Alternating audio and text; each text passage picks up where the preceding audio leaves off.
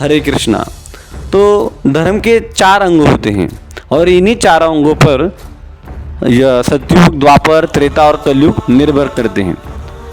तो पितामह भीष्म समझा रहे कि राजा ही चारों युगों का निर्माता होता है।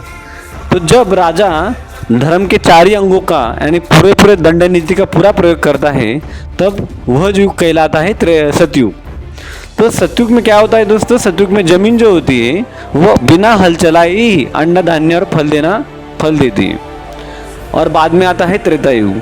तो त्रेता युग में राजा लोग क्या करते हैं कि 3 ही अंगों का पालन करते हैं, यानी कि 4 में से 3 ही अंगों का पालन करते हैं और एक अंग छोड़ देते हैं, यानी ढिलाई देना शुरू कर देते हैं।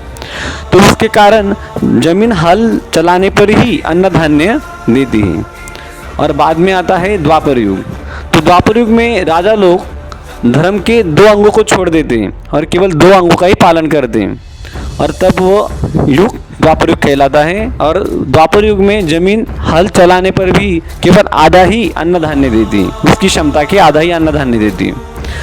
और बाद में आता है दोस्तों, जिस युग में हम रह रहे हैं वह है कलयुग।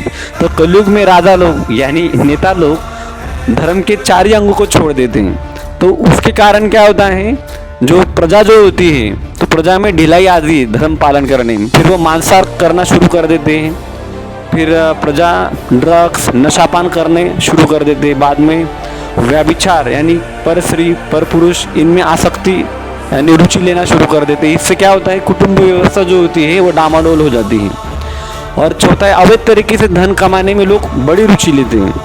ये तो कलयुग का बड़ा लक्षण है। तो इसमें लोग धन कमाने के लिए किसी भी हद तक जाते हैं। फिर मांस बेचना शुरू कर देते हैं, हथियार बेचना शुरू कर देते हैं, फिर ड्रग्स बेचना शुरू कर देते हैं, फिर भ्रष्टाचार करना शुरू कर देते हैं। तो किसी भी हद तक लोग धन कमाने के लिए जाते हैं। तो यह कलयुग का एक लक्षण है। तो यहाँ पर पितामह भीष्म बहुत गहरी बात समझा रहे हैं कि एक राजा ही होता है जो सतयुग, द्वापर, कलयुग और त्रेता युग का निर्माता होता है। यह ना गहरी बात। हरे कृष्णा।